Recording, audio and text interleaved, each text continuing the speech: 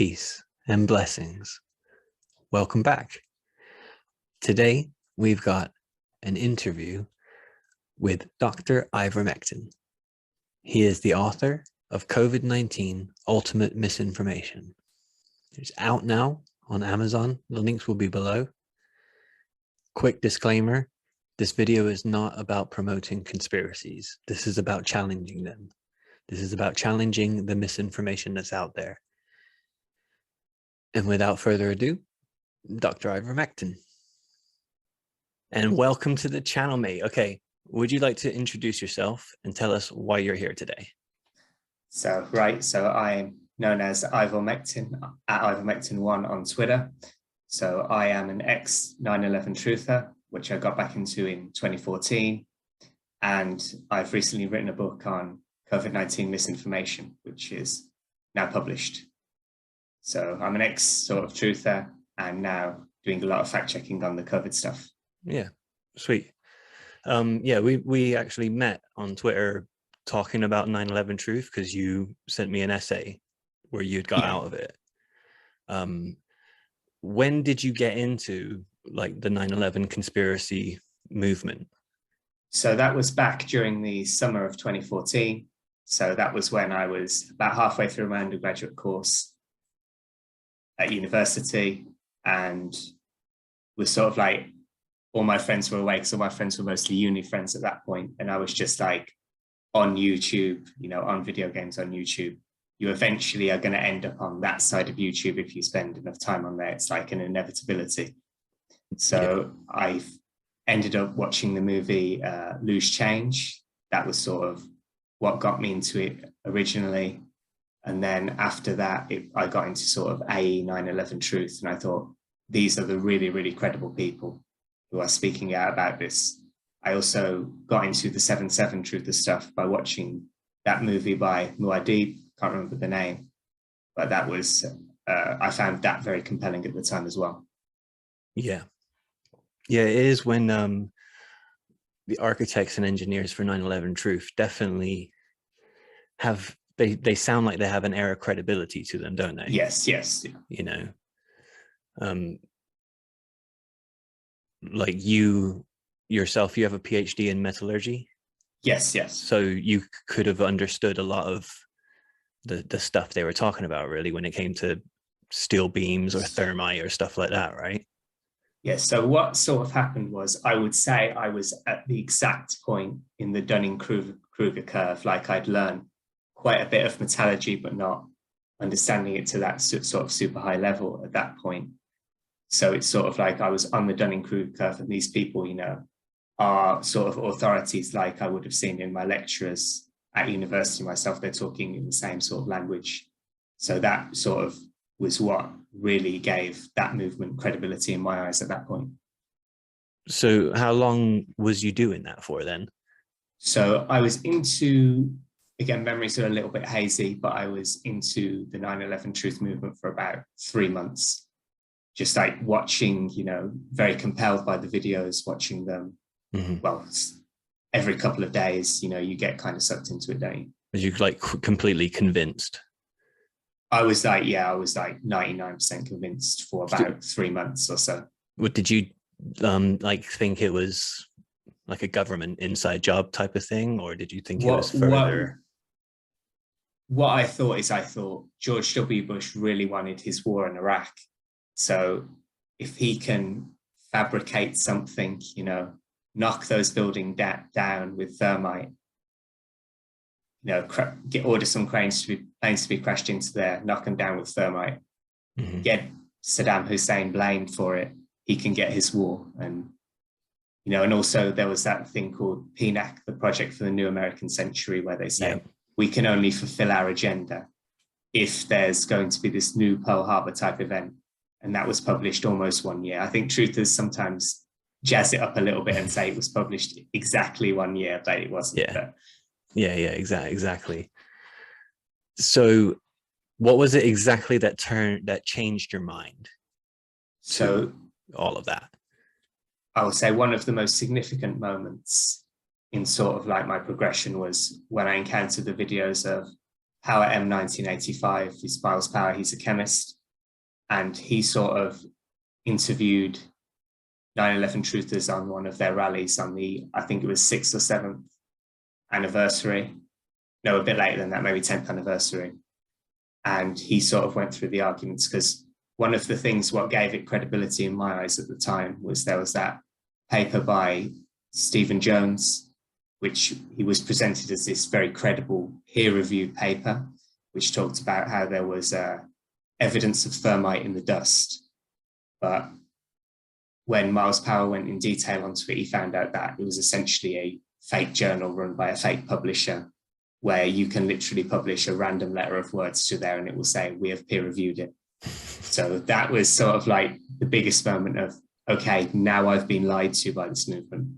I'd seen little bits of the movement where they were wrong, but I thought that's just them getting it wrong. They're really honest. But then it's sort of like, I've been lied to now. That was a big moment. So it was like the technicalities of it, as opposed to not believing like the government had done something. Was it that made the rest of it kind of fall apart? Yeah. It was sort of like the science sort of got me into it, but it was a big part of me coming out also. So, and also it's sort of with the whole 9/11 truth stuff, it's because Bush was just such a bad guy. It makes it more credible. Yeah, I don't talk about politics much, but I can't stand neocons. You're in good company. Okay, so you did that for like three or 4 months, but basically the summer of 2014. Yeah, basically the summer. And then you went back to school and continued to get your PhD. Yeah. Well, it was my undergrad at the time, but yeah. Yeah. So you didn't do any like speaking out about 9/11 conspiracies or anything after, like debunking any of that? I was sort of tempted to actually, when I was in there, I was sort of thinking, when I get my qualifications, I'm going to put my name on a 9/11 truth. But obviously I got out of it well before then. Yeah. I did not personally do any activism at the time, as I was very sort of shy. I didn't want to get into any of that. It was sort of quite, I'm still quite shy as it is right now. As you can see, I'm not showing my face or anything, but I'm just sort of quite a private person. So I did not want to maybe go to rallies or anything like that on the anniversaries, because it was coming up to the anniversary when I was still in there. Yeah. Yeah, that's understandable anyway. Every time I see your name pop up, I always think fake name, real PhD. Yeah. That's my nickname for you for some reason. I don't know. Don't ask me. That's my plan. Yeah. All right. So why did you turn to like documenting the misinformation around conspiracy theories now? Right. So it was sort of actually, this book almost happened almost accidentally. So I sort of found a lot of COVID stuff on Twitter and that when I was just browsing. I eventually got to someone called Dr. David Gorski, who is just an absolute legend of fact checking. He runs a blog called Respectful Insolence, which I heavily recommend. He like breaks down a lot of the science-based misinformation about vaccines, etc. And he's really good. So I sort of shot him an email with a bit of the satire I've written. One of the ones particularly was that bingo card. Yeah. And it had 25 things on there. And I sent that to him and he kind of liked it. So I thought, how far can I push this? There's so much misinformation out there. I can get to 100 easily. And then I could. And then I sort of thought, okay, how far can I push it? And eventually I could push it to over 500. And I thought, this should sort of be a book. It was sort of, the book actually was only originally going to be like lists originally. But then it sort of like evolved. I wanted to do a chapter on, fact checking. And then I wanted to do a chapter on scientific papers. It was only going to be like 60 pages and then it became 150. Sweet. As some projects do, yeah. So tell me more. Tell me more about the book. What else? What have you got in there exactly? All right. So one of the chapters which is probably most, sub-chapter which is probably most important to this is I've got one in detail on conspiracy theories and how they sort of fail mathematically, which is sort of one of my main arguments. It's sort of like if you want to do something small scale, you only need a few people to be involved. If you want to do something much larger scale, you need more, there's more like grunt work to be done on the ground. And you are sort of introducing a hierarchy, because only really the people at the top, it's sort of like a pyramid scheme in that way. If you've got a conspiracy surrounding vaccines, the people who are injecting them need to sort of know, or at least be trusted to keep the secret, whereas they don't really have much incentive to, as they are not really making very much money at all. Only the people sort of like at the top would be making money. Mm-hmm. So you've got a lot of people at the bottom who don't really have much incentive to keep the secret, as it were. And also you can risk being infiltrated by hostile spies or information being hacked. So it means I'm sort of saying that a large scale conspiracy sort of has the, within its nature, the ability to fall apart very easily. Yeah, it would take quite a lot of people to do a global pandemic conspiracy, really. And also, when you think about it, you would have to have both the United States government and the Iranian government and the Venezuelan government agree there's a virus which is quite lethal. I mean, try get those guys to agree on anything. Yeah, try and get England to agree with anyone else in the country, in the world, you know. Yeah, at this moment, yeah. It took us long enough to admit that it was going to be a problem, you know. Yeah. We don't like to, well, especially our conservative government doesn't really like to listen to anyone else, especially not the WHO or the UN or anyone like that. Yeah. Yeah. So what's more prevalent, like disinfo about the virus itself or disinfo about the vaccine? What have you come across? What have you seen? So with sort of both of them, I would sort of see them as one entity in that respect. So generally, in order to sort of sell sort of a anti-vax sort of worldview, you have to sort of delegitimize the diseases. This is true not just for COVID, but for chickenpox, etc. So you see often within anti-vaxxerism, you see sort of like this trick where they say from diseases, the number of deaths, etc., in percentages, and from vaccines, the number of things in raw numbers. So it sounds worse if you express something as a raw number than if I say like 0.0001% of people who had a vaccine, that's just a random number. I'm not saying anything about any vaccine. It doesn't sound too bad. Whereas if I say like 1,000, 2,000 people have had complications with the vaccine, that sounds a lot worse, doesn't it? Oh, yeah, definitely. Yeah.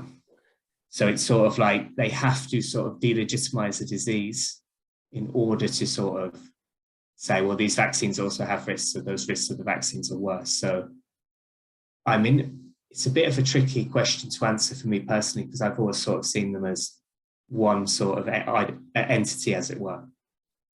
Yeah, no, that's fair. That's fair. Now, in the book, you or also on Twitter, you like to point out quite a lot of people that are spreading the misinformation. Yes. And like satirize them and yes. Make us all have a good laugh. Yeah. Who has been the most ridiculous and funniest person that you've come across? All right, I think that might be it's such a tough choice. I would go for Rashid Bhattar. Right. So he is a doctor, but he believes that 5G can cause earthquakes and landslides in addition to cancer. And he has a whole story, like he was disciplined by the medical boards multiple times for intravenously injecting cancer patients with hydrogen peroxide, which don't do that.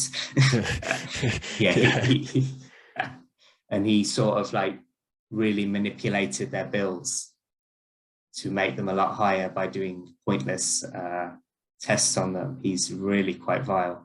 Yeah. He also worked with someone who said that they developed an Australian accent from a vaccine. That was from a flu vaccine, though, so it was a while ago. Another funny thing about him is I think he's finally got yeeted off YouTube, but when he did have his YouTube channel, he would have like all the media things he'd appeared on, but they were all like, those media organizations were all calling him a quack and slating him. But he said, I've been featured on ABC News. Sweet. Yeah, they like to do that. Yeah. Okay, but a little bit darker then, like who is the most dangerous that you've encountered, do you think? Right. So I think the most dangerous is probably the most credible. So you have probably at the top is he used to be second in command at a small department at Pfizer. He's called Michael Yeadon. I think you've probably heard the name. And what he sort of has this air of credibility about him. But if you actually go into detail on him, as I mentioned in my book, he believes that vaccines are a plot by a shadowy organization to depopulate the earth. And that's what's going to happen with boosters. So with a lot of these people, they'll have like PhDs, they'll have this air of credibility. If you go into their past, you can, or maybe even their present, you can find they have really out there views. Another one who's sort of touted as being very credible is Peter Doshi, who's associate editor of the British Medical Journal, and that really like gives him credibility.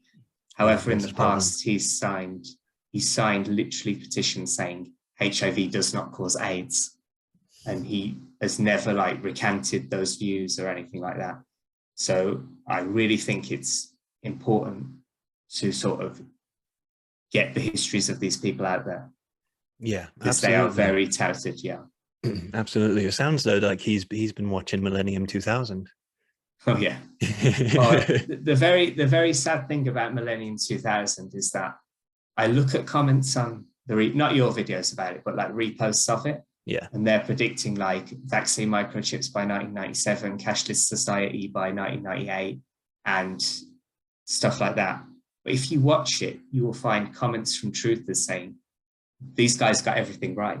It's perfect, you know, and it's sort of like, there's always sort of an excuse for when the predictions fail, isn't there? There's always a goalpost shift in sort of truth movements. Yeah. They either shift the goalpost or just don't even mention it. Yeah. Just move on to the next one. Is it common, right, to see these people using the pandemic for ulterior motives in a way like I've been documented, like the likes of Jeanette Archer, and how she hops on this anti-COVID bandwagon basically to bring people into her SRA cult? Yeah. Is there more of that going on as well with other people? I have documented this in my book as well. So a lot of the anti-vaxxers, a lot of them are really monetizing it. If you look at Dr. Joe McCullough, he has $100 million in the bank from sort of misinformation, selling alternative medicine and anti-vaccine stuff. Robert F. Kennedy Jr. as well is also ridiculously wealthy, $50 million. And the original sort of guy who came up with the vaccines cause autism, he also came up with vaccines cause Crohn's disease. He has a wealth of like $13 million. So some of them are just using it to enrich themselves. Yeah. So some of them I think are honest, some of them are enriching themselves. What about people like Piers Corbyn or Michael Chaves? Right. So I think they're on. I think Michael Chaves is honest. I really do. I don't think he's, although there is a sort of story in his past where he tried to, or he was accused of it. I'll say he never was found guilty of it in court, but he allegedly stole from someone who was having a heart attack, I believe. Might be wrong. But I think his activism is honest. Whereas, because I don't really think he's monetizing it that much, although I might be wrong. Piers Corbyn, I don't think he's monetizing either, but he did sort of like, there was that whole fake video where they gave him Monopoly money. So I think he would definitely do it. It's not above him. I don't know if he's monetizing right now though. So yeah. Yeah. It seems like they're more in it for popularity. Yes, I think there is a thing. Also, it fulfills an ego. You know, you're the one who's got it all figured out on vaccines or the virus. It's sort of like it validates your own intelligence. You get to feel like you're superior to the average sheeple who's wearing a mask or got vaccinated. Yeah. So navigating these spaces and confronting these kind of people, it can sometimes take a toll on us, right? You feel like you're fighting an uphill battle. I do quite a lot. How do you keep your spirits up and continually every day make people like me laugh? Right. So it is tough sometimes. I've got to be honest. There's some times where like you've had a bad conversation on Twitter with someone and you're like kind of seething a bit. Anger is up a little bit. I sort of generally just, take a moment, watch something on YouTube, calm down, go for a walk, etc. But I ultimately know what sort of makes me happy is with on the issue of vaccines specifically. Mm. It's a war of attrition, but it's a war of attrition that we are winning. In the UK, between 20 and 30,000 new people get vaccinated. So that gives us about 1 million a month. So it's slow progress, but we are making progress. And that's sort of like what keeps my spirits up. Whereas I think you might go into more like extreme content, which is different from maybe what I do concerning other conspiracies, which may be tougher. At least I think so. Yeah, I think because you got like data to kind of back up some of your arguments. Yeah. Like in it, they've got to be really, really, really like ignorant to not look at like your data set. Yeah. Whereas mine, I guess, is a little bit harder to prove. It's a bit harder to prove there is no Illuminati. Yeah. Where it's quite easy to prove that there is COVID. Yeah. Although some people, especially Andrew Kaufman, I think his name is, he denies the virus exists. That is a movement, but I'd say that's a bit rarer within the COVID stuff. Most people will say the virus is real, it's just not really lethal or whatever. Is there like a difference between the like American population and the English population in the way that they see it? Because I've kind of noticed like more Americans seem to be on the side of like it doesn't exist, and English people seem to be on the side of, well, it only kills a tiny amount of people, so I've got immunities, I'll be fine. Have you seen the same sort of thing? I'd say so, yeah. Maybe I haven't made that observation myself, but maybe now you've sort of said it. I think, yeah, in America, there does seem to be sort of like more conspiracy stuff than in the UK, I would say. I think polls bear that out, because if you look at polls, I think there was a poll actually last year or this year on 9/11 trutherism and found that only like 8%-ish of British people believe it, or similar numbers for the moon landing was a hoax. Whereas in America, I think there is just more sort of conspiracism, as it were, in general. So yeah, conspiracism is a part of their mainstream politics now, isn't it? Yeah, definitely. Have you contracted COVID at all over the pandemic? So myself, I may have done, because I did get sick about a month or two ago. I had one of those tests, tested negative, but I didn't manage to pass on the disease to anyone, or my family were fine, but so I'll say maybe, but yeah. I don't know. I know, not definitively proven I have. And for sake of clarity, are you vaxxed? I have 2 Pfizer vaccines, yes. Yeah. So you were happy to like weigh up the benefits and risks of the experimental mRNA jab? Yeah. Yeah, I have talk about this in my book, actually, because one of the biggest claims is that this particular vaccine alters your DNA. But one of the things I say in my book is this would be the easiest thing to prove in the world. All you would need is 1 lab rat, 2 DNA tests, and 1 vaccine, and an afternoon. You could very easily prove this. It's not something a government or Pfizer could conceal if it did change DNA. And anyone could prove it, yeah. Yeah, exactly. So what, like, you deal with a lot of people who are just straight up deniers, right? How do you go about talking to people who are just hesitant to any type of vaccine really, because obviously it's a foreign body coming into your body. It's something that you don't know what it is, and it's going to go, I understand the hesitancy. So I do as well. Yeah. yeah, what would you say, Uh, how would you speak to someone about that, like, and inform them? okay. So one of the main things I would say is you just have to consider the risks of the virus versus the risks of the vaccine. If you look at, for example, one of the big ones is myocarditis, so a form of heart inflammation, which you can get from a vaccine. It's not something that anti-vaxxers have made up. It's absolutely real.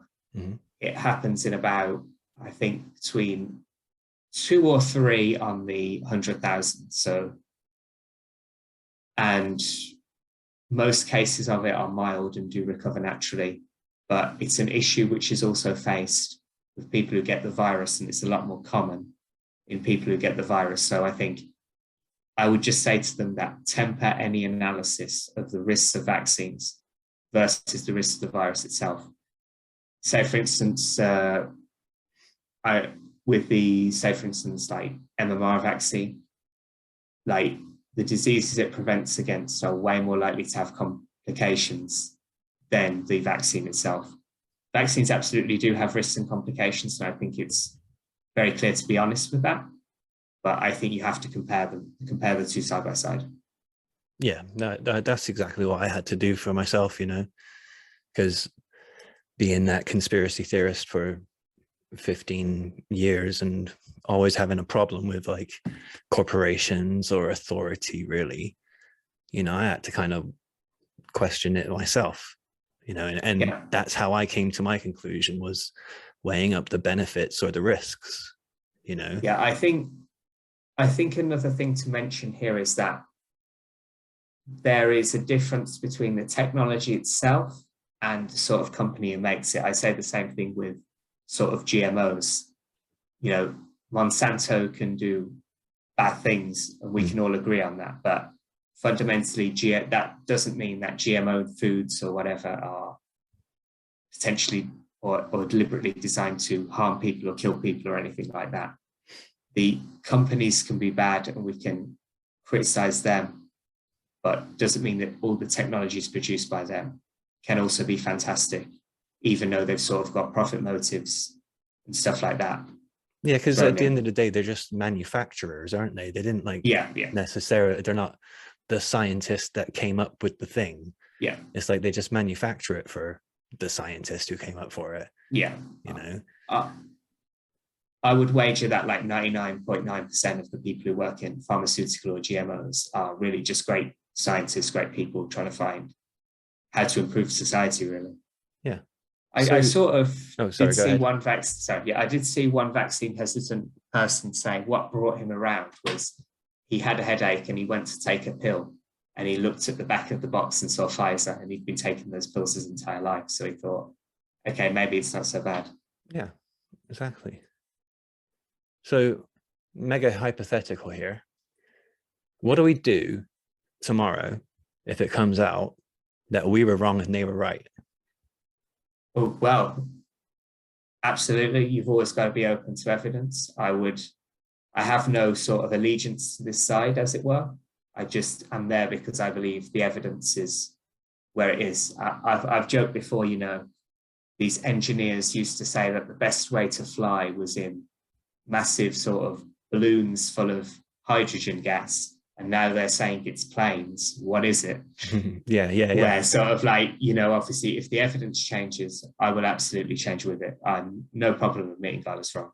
It's progress, isn't it? It's progress and it's science. More data comes in, that's the way you go. Like it's there, like you said, there's no allegiance to this.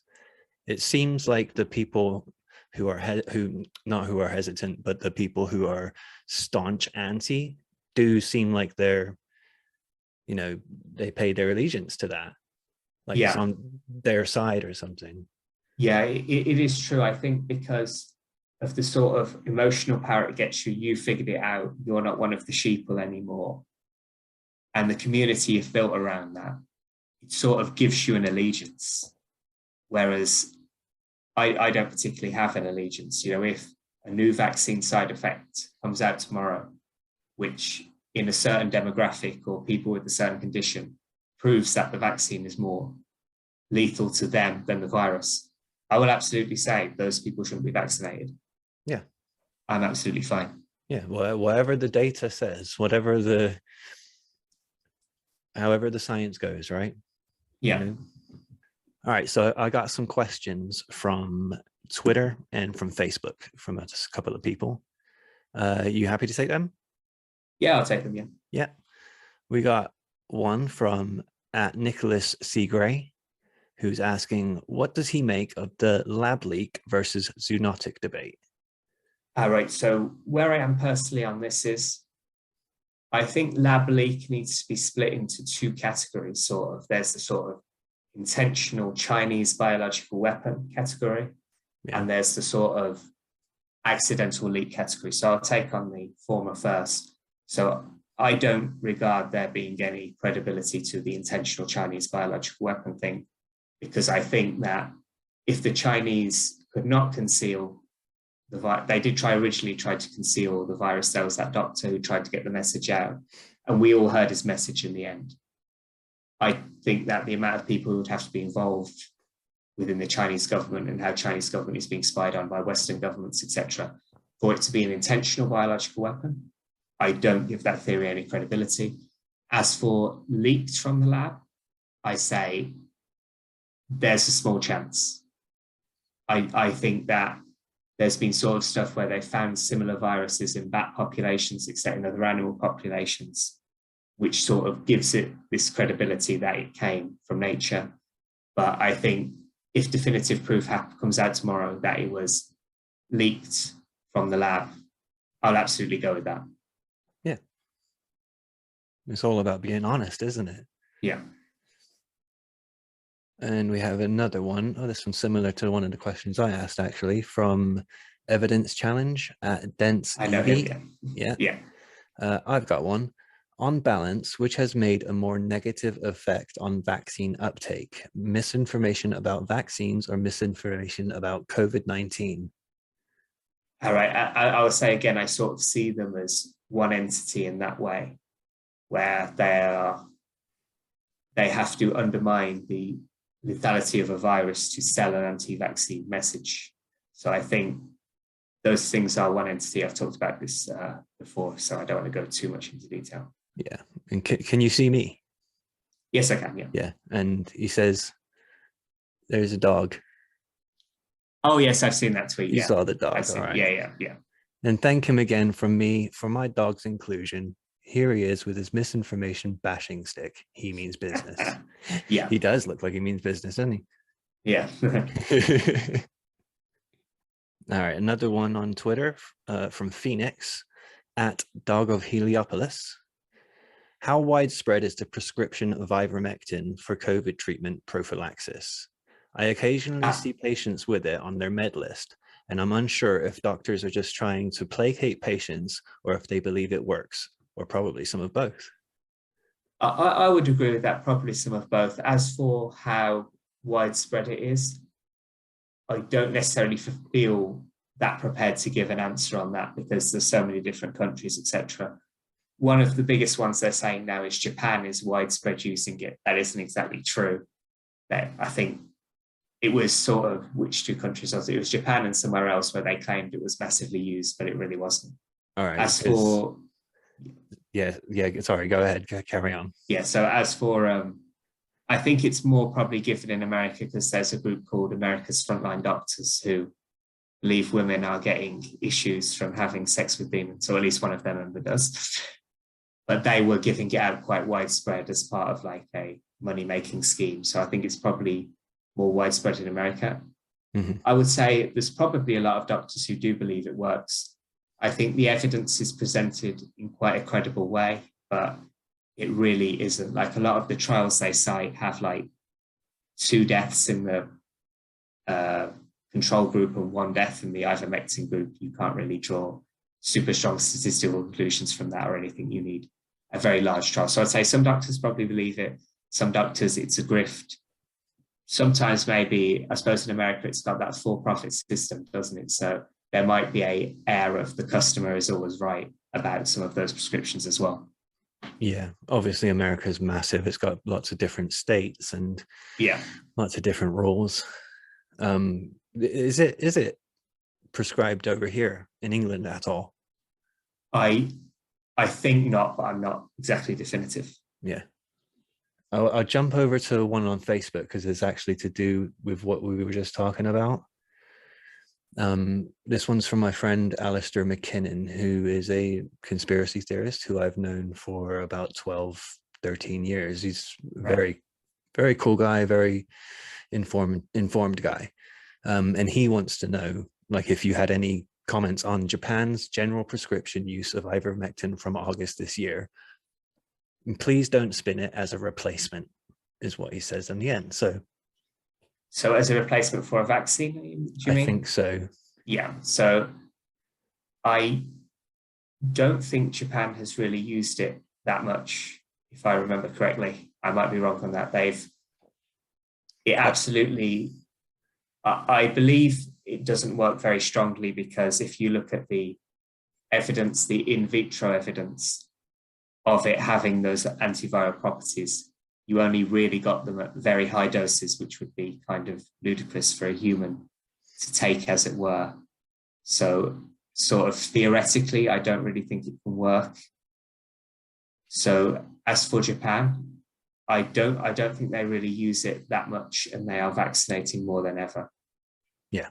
So I might have to look that up, but Yeah, I'll send you the link that he sent me, but I read through it, and to be honest, it looked like they were talking about they use ivermectin for like different illnesses, and it didn't really say very much right. about COVID itself. Right, yes, that it is.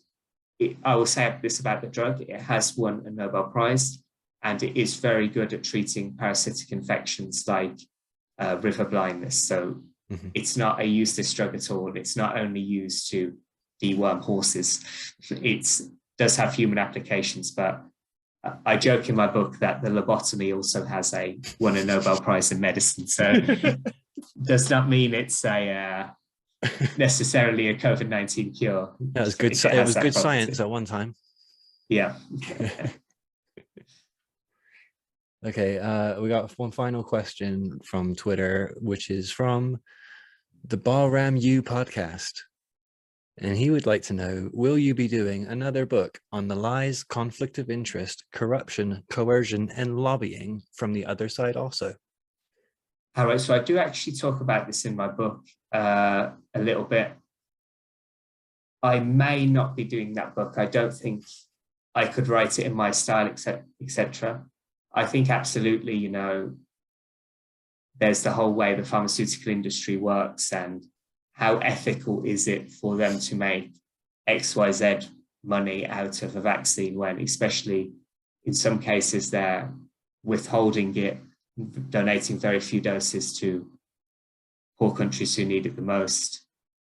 I absolutely believe they have profit motives there, which are leading them to do bad things. I think with regards to out and out lies, though, I think Pfizer making money unethically by withholding from poorer countries is not really misinformation, it's bad. But I'm sort of, if I do write a second book, I'm sort of thinking about taking on all of the different movements. Like I want to sort of write the ultimate Bible of, like, to use the term, of if it's in here, it's not true. I want to do like Holocaust denial, like 100 of their talking points why they're wrong, sort of like, and 9/11 trutherism and stuff like that. So I'm thinking about sort of, I had a working title, if I do eventually write it, as Ultimate Misinformation to the Redemption or something like that, like title it like a Rambo movie or something like that. No, I think it is, I think as we were both like conspiracy theorists, I think that question, although it's like tongue in cheek and it's a little bit facetious, he's got a point though. Yeah, that there is, conflict of interest, there's corruption, lobbying, all of those types of things. But, I'm with you on it of like where it's not part of the pandemic or something. It's, it's individuals being greedy and they're in the right place at the right time to make the right amount of money from it. Yeah. you know? I do agree that we need to say vaccines and GMO crops do not have those motives. The people who are at the top of the industries, not the scientists themselves, who do have those motives. Mm-hmm. So I think that's really important to establish. And you said you touch on this in your book. A little bit, yeah. I sort of say, is Pfizer, making all this money? Misinformation, no. The vaccines definitely work, but is Joe McCullough proposing hydrogen peroxide as a cure? Misinformation, absolutely, yes, it is. Both of them are making a lot of money for a lot of people, but one of them is misinformation and one of them isn't. Yeah. So I sort of do have a sort of prophylactic question and answer at the end of the book, which talks about things like that. Yeah. Yeah, I like that. So what do you want people to get out of your book? I sort of, main issue I want to sort of have them take away from it is, well, one of the big ones is, if it is in some form of scientific literature, does not make it true. Mm-hmm. Because that was sort of a big thing what got me into the 9/11. There was that sort of faux peer review paper, and I go through all the reasons why something can be in scientific literature and something cannot be true. Maybe it was a genuine study, maybe it just didn't have a very good sample size, or there was some methodological error which later work proved wrong, etc. So I want to sort of have a basic understanding of how the scientific literature works. That's one of the main things. I sort of want as well people to think critically about conspiracy theories as well. That's what I want, because a lot of people, they sort of think critically when it comes to companies like Pfizer, Moderna, etc. And I agree with that, but they will then not think critically of people like Joe McCullough or the sort of people who are selling all this alternative medicine, which overall does make more profit worldwide than the actual pharmaceutical industry. It's one of the details I cover in my book, like wellness as a concept. Alternative medicine specifically makes $110 billion a year. So you're dealing with this big industry, which has big money as well. So to be critical of both sides as well. Yeah, that's fair. Very, very good. So where can people find you? All right. So my only social media account is my Twitter so that's Ivor with a capital I, Mectin with a capital M1. That's where people can find me. And your book is available? It's available on Amazon. So I took temporarily, there was a few issues with the book, which I wanted to fix. So I temporarily sort of stopped selling it. There was tech issues with the Kindle version, which have now been resolved. And there was a bit too many typos in the print version. So I'm taking a few days out to edit those.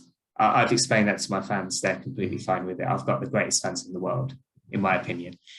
Although that may be biased. Community, mate. Yeah. Brilliant community. One thing I really wanted to say, I thought this would come up, and it's a really great thing to say to any truthers out there, is we are a really friendly community. Like, if you were into all kind of crazy stuff, doesn't matter.